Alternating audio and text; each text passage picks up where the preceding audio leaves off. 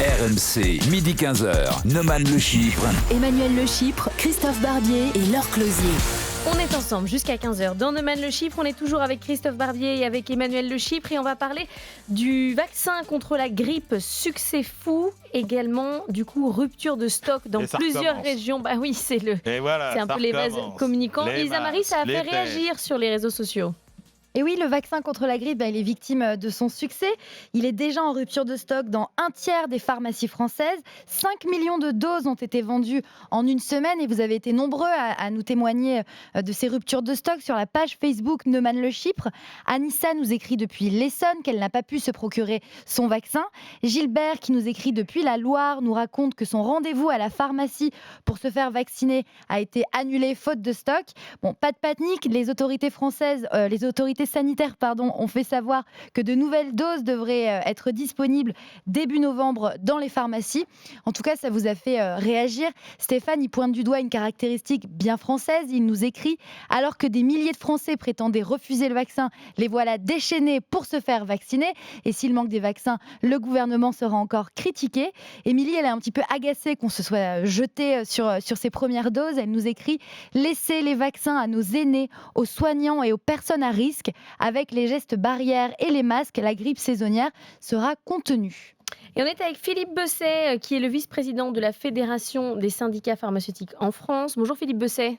Bonjour. Est-ce qu'il va y avoir une recommande ? Il va y avoir des stocks qui vont se reconstituer ? Comment ça va se passer ?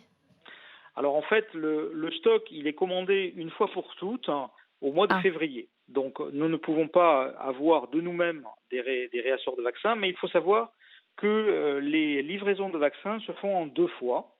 Et donc, nous avons été livrés pour la à peu près première moitié de la commande de vaccins, donc juste avant le début de la campagne, donc avant le 13.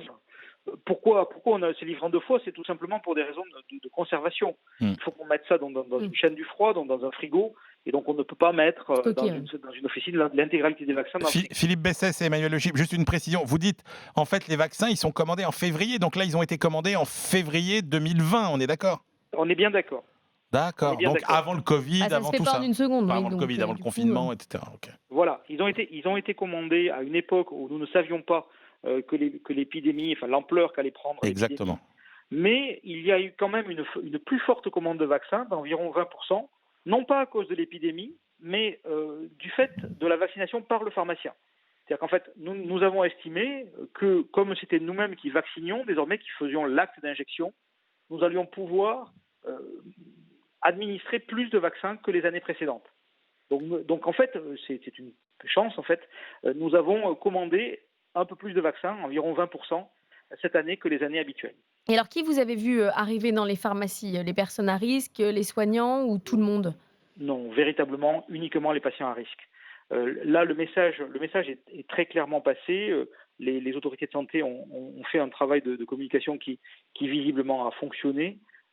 Et donc, dans les premiers jours de la campagne, des chiffres que nous donne IQVIA, qui est les statisticiens de la santé, c'est 92% de vaccinations ont été délivrées à des patients munis d'un bon de l'assurance maladie. Donc ça, c'est dans les premiers jours. Et ensuite, vendredi, on a eu une lettre du ministre de la Santé qui nous dit beaucoup plus clairement que nous n'avons, à partir de vendredi dernier, plus le droit de donner des vaccins au public qui n'avait pas de bon.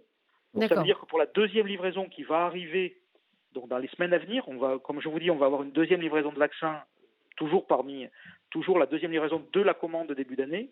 Pour celle-là, il n'y aura que les patients à risque, ce sera 100%.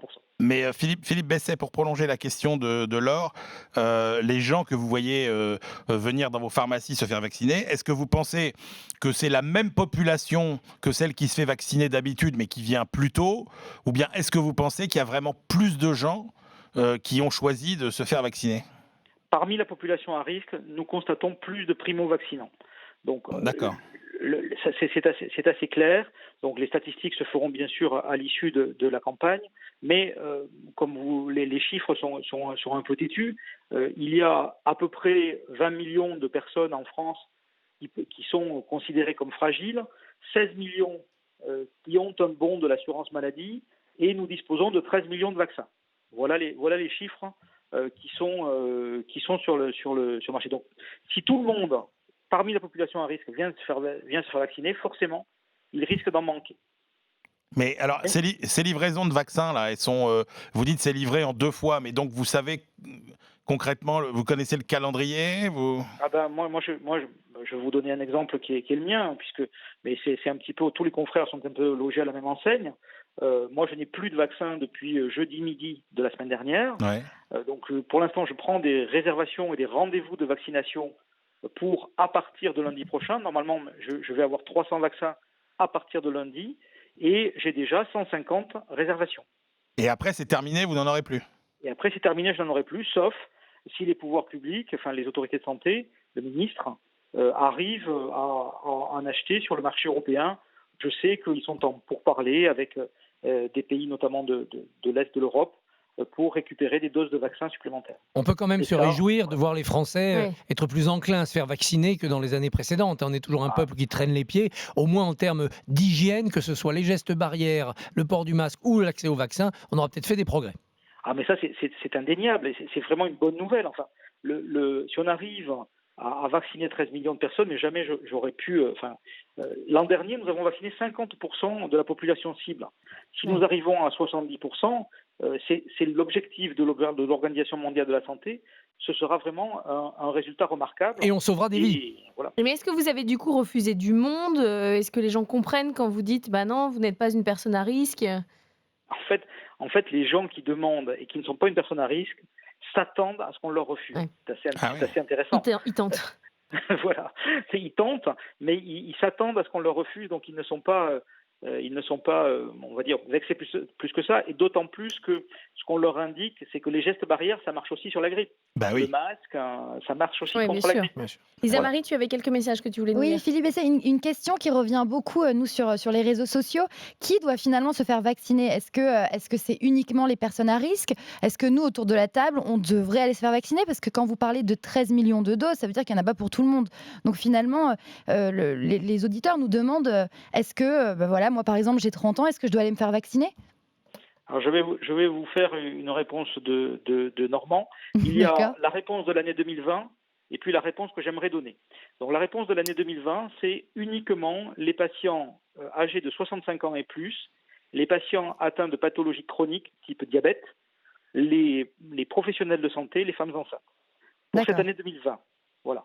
Mais normalement, tout le monde devrait se faire vacciner contre la grippe, puisque c'est également un geste citoyen.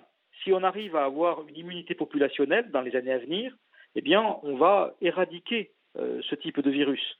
Donc ça nécessite d'avoir une révolution culturelle qui est en marche, visiblement, et qui nous permettra, en année 2021 ou 2022, non pas d'avoir 13 millions de doses, mais peut-être 30 millions.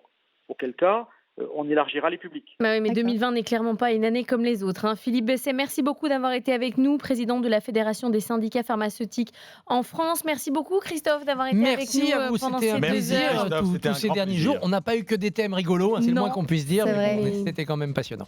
RMC, midi 15h. Neumann le Chypre.